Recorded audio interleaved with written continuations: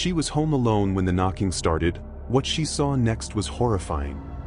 When Emily saw the shadow press against her living room window, her blood froze, and she realized in that instant that someone had been watching her for hours, maybe even days, while she believed herself utterly alone.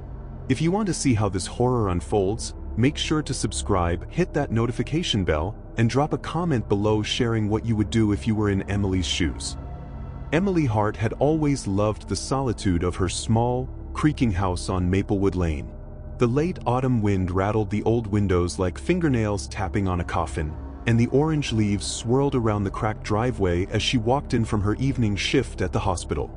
The town was small, the streets nearly empty, and her neighbors mostly kept to themselves. Her life was quiet, predictable, and safe, or so she had always believed. That night had started like any other. She had eaten a quick dinner of microwaved leftovers, poured herself a glass of water, and settled onto the couch with a novel. The only sound in the house was the soft hum of the refrigerator and the occasional groan of the wooden floorboards. Emily's phone buzzed twice, a message from her coworker reminding her of the upcoming shift change. She replied quickly and set it back on the coffee table. It began almost imperceptibly. A soft knock at the door, so faint that she thought it must have been the wind. Emily frowned, setting down her book, and glanced at the clock. 11:47 p.m. A knock again, slightly louder. She froze, her pulse quickening. Maplewood Lane wasn't a neighborhood that saw much traffic at night. Visitors didn't simply arrive unannounced. Emily told herself it was probably a neighbor needing directions or a delivery gone wrong. Still, she stood and cautiously approached the front door, peering through the peephole. Nothing. Just the dimly lit street and the drifting leaves. She exhaled, trying to shake off the unease, and returned to her couch. But the knocking didn't stop. It returned, soft at first, then rhythmic and insistent, like deliberate steps echoing behind the wood. Emily's heart hammered as she clutched the book to her chest. She debated calling the police but remembered she had no solid reason to suspect danger. After all, who would come knocking at nearly midnight without warning? And yet, a shiver ran down her spine as she noticed something she hadn't before. The shadows outside her window, cast by the dim streetlight, seemed to flicker unnaturally, like they weren't moving with the wind but responding to something, or someone, inside. Emily tried to convince herself she was overreacting. Perhaps it was exhaustion, the tension of long shifts, the quietness of the house amplifying every creak and groan. She forced herself to sit back down, wrapping a blanket tightly around her shoulders, and opened her book again. But her eyes betrayed her. They flicked repeatedly to the window across the room. And then she noticed it, there in the corner, just beyond the glass, a shadow that shouldn't exist. It was impossible and yet undeniably real, the shape of a figure crouched, observing her, almost motionless, yet with a presence that made the air thick, almost viscous. Emily's breath hitched and she swallowed hard, the book slipping from her trembling hands. The knocking began anew, louder, more violent, each strike against the wood reverberating through the house as if announcing some impending doom. She called out, her voice a strangled whisper, but there was no reply. Just the knocking. Her rational mind screamed that she should leave, should call for help, should run outside. But her body froze, paralyzed by fear that felt almost sentient, like the house itself was holding her hostage. Her eyes stayed locked on the window, watching as the shadow began to move, inching along the glass, its outline distorted, unnervingly human yet wrong in subtle ways, as if bending the light and reality around it. Emily's thoughts raced. Could it be a prank? A burglar? A stalker? None seemed plausible in a town this quiet, with houses spaced far apart and streets empty at this hour. And yet, the sensation of being watched clawed at her sanity. Her mind refused to settle, spinning in terrifying loops. She noticed the doorknob rattling, small at first, then in harsh, sudden shakes as if someone were testing her resolve.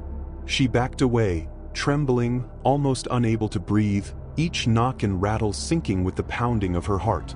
She remembered the old stories her grandmother used to tell her about the house on Maplewood Lane. Tales of unseen watchers, figures glimpsed in shadows, whispers that came through the walls late at night. Emily had laughed them off as childhood fears, but now those stories seemed less like superstition and more like warnings she had ignored. The wind howled through the cracks in the window frames, carrying with it a faint, metallic scent that made her gag. Something was wrong, terribly wrong. Desperation rising, Emily moved toward the kitchen, grabbing the largest knife she could find. Her hands shook uncontrollably, her breathing ragged. She peered through every window she could reach, but the shadow had vanished from the living room. That only made her anxiety spike.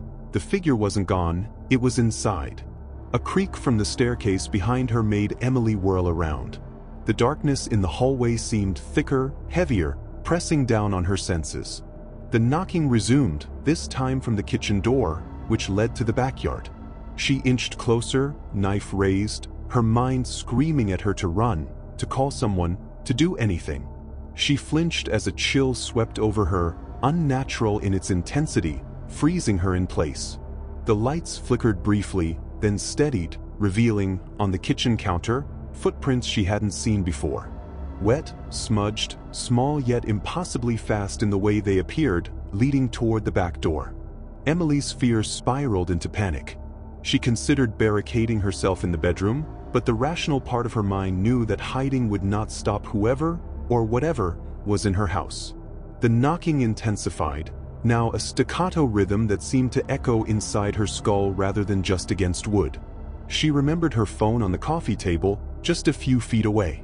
With painstaking effort, she crawled toward it, eyes darting to every corner of the room, every shadow, every flicker of movement. Her fingers closed around the phone. Dialing 911, her voice barely a whisper, Emily struggled to speak as she kept her gaze fixed on the kitchen doorway. The line connected, and a calm voice answered. But before she could explain, a sudden gust of cold air slammed the door behind her with a deafening crash. She froze, clutching the phone as the knocking abruptly stopped, replaced by a silence so deep it roared in her ears. Emily's phone slipped from her fingers as she spun around. There, in the living room, where the shadow had been, was a figure standing silently. Human in shape, but impossibly tall, its head tilted at an unnatural angle, limbs elongated and twisting. Emily's mind screamed for her to run, but her body refused. Every instinct told her to flee, yet her legs felt like they were rooted to the floor. The figure raised one hand, thin and pale, fingers stretching unnaturally, and for a moment, Emily felt a sickening recognition. It wasn't just a stranger. They were hers. Or something that had once been hers, distorted and watching. The air thickened, suffocating, as if the house itself had become a vessel for some unspeakable entity. Emily tried to speak, to scream, but no sound emerged. The shadow moved closer, silent, relentless. And then, with a sudden, impossible speed, it lunged. Everything went black. When Emily awoke, the darkness was still suffocating, but now it pressed not from the shadows, but from inside her chest. Her breathing was shallow, ragged, and the taste of iron filled her mouth. She struggled to open her eyes, but the room seemed distorted, as if the house itself had shifted while she was unconscious. Every corner, every familiar object now carried a menace she could feel in her bones. The faint moonlight through the window revealed the living room, scattered and unrecognizable, shadows lingering even where the moonlight touched. It took her several minutes to understand that she was still alive. The phone was gone from the coffee table, the knife she had clutched earlier lay across the floor, twisted unnaturally, as though bent by some impossible force. Emily's limbs shook uncontrollably as she sat up, the room spinning around her. The figure from before, the shadow that had mirrored her, was nowhere to be seen, yet she could feel it everywhere. In the walls, in the air, in the oppressive silence that had replaced the knocking. Panic surged again, but it was mingled with something darker, dread. She could not recall the moment she had blacked out, only the sense of impossibility, of being pulled into some other space. Her mind struggled to make sense of it, rejecting the idea that reality itself had bent in that room. Something had entered the house. Something had touched her. She could feel the imprint of it on her skin, cold and lingering, and it made her want to scream, but the sound that emerged was not entirely her own. It carried a resonance, a faint echo of that shadowy thing, twisting her own voice into something unrecognizable. Desperate, Emily stumbled to the door, her legs weak beneath her. The hallway stretched longer than it should have, the familiar floorboards now gaping and warped. She pressed herself against the wall, gripping the frame of the doorway as though it could anchor her to reality. Every instinct told her to leave, to run into the streets and call for help, but the street beyond the front door was obscured, swallowed by a darkness that didn't belong to the night outside. It was heavier, suffocating, thick with the same oppressive presence that had invaded her living room. As she moved cautiously, Emily realized the house was no longer empty.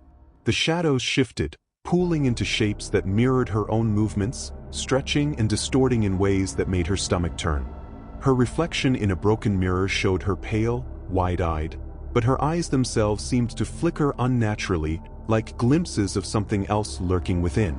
It was impossible, yet undeniably real. Fear gnawed at her, mingling with confusion and disbelief. She remembered the stories her grandmother had told her as a child, the warnings about unseen eyes, figures that mirrored you, presences that lingered in the peripheries of your vision. She had laughed, but now every tale seemed a prophecy. Emily's heart pounded as she descended the staircase. The basement door loomed at the bottom, black and uninviting. And yet, from that darkness, she felt a pull. Not a conscious thought, but a compulsion she could not resist. Trembling, she descended, each step creaking ominously beneath her weight. The basement smelled damp and metallic, a scent that made her gag. And there, in the corner, something waited. Not fully visible, yet present in a way that made the air vibrate. It was her. And yet it wasn't. A twisted reflection of herself, crouched, eyes hollow, fingers bent at impossible angles. Emily wanted to run, to retreat, but the figure moved first. It rose slowly, limbs bending, twisting, defying every law of nature. And then it smiled, a slow, impossible grin, one that was both hers and not hers. The basement lights flickered briefly, revealing scratches in the concrete floor, as though something had clawed at it in anticipation. Emily's mind screamed for her to flee, yet every nerve in her body seemed frozen, unable to obey. The figure advanced, silent but terrifyingly intentional. Time fractured. Seconds stretched into agonizing eternity as Emily backed into the wall. She could feel the cold of it pressing through her, the weight of its gaze bending reality. Her voice, when it finally came, was layered with both terror and recognition. She whispered a name, her own name, a desperate attempt to anchor herself. The figure paused, and for a brief moment, Emily felt a connection, a recognition, a shared existence. And then it lunged. The next moment was chaos. Emily found herself sprawled on the floor of her bedroom, soaked in sweat, shaking uncontrollably. The moonlight was gentle now, the room familiar once more, yet nothing felt normal.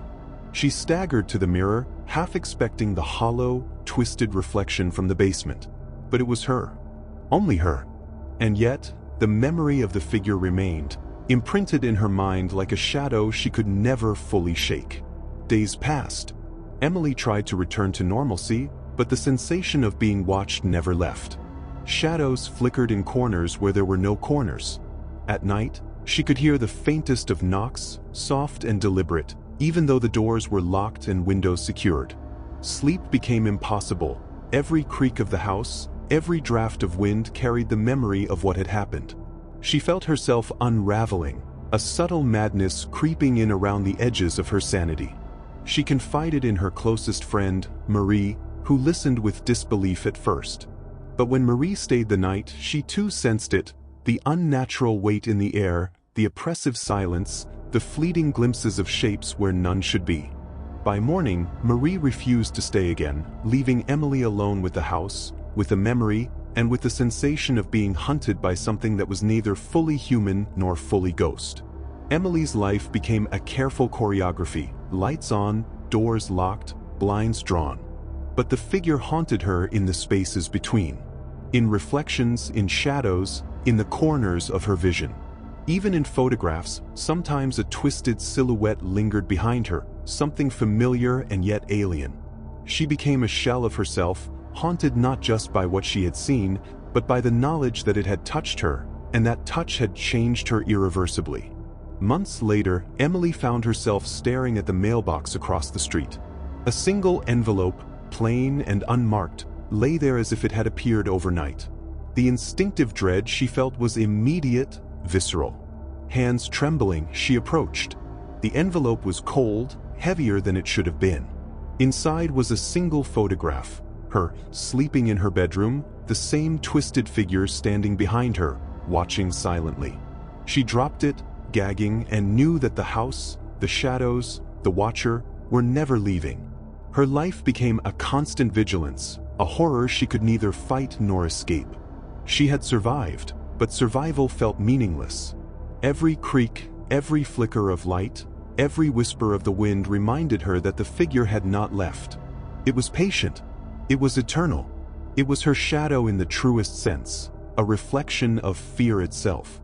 Emily never stopped looking over her shoulder, never stopped locking doors, never stopped feeling the weight of something unseen, something hungry. And in the deepest hours of night, when the wind rattled the windows and the moon carved eerie shapes across the walls, she understood the most horrifying truth. Some things do not need to touch you to destroy you. Some things simply exist, patient and relentless, waiting for the perfect moment to remind you that you were never alone. The house on Maplewood Lane remained, unchanged in appearance, but forever altered in essence. And Emily, a mere shadow of herself, knew that the knocking would come again. And next time, it would not be merciful. If you've survived this tale of unimaginable horror, don't forget to subscribe for more stories that will haunt your nights, smash that like button if your heart skipped a beat, and leave a comment telling us what you would do if you were Emily. Be warned, sometimes curiosity brings what you least expect.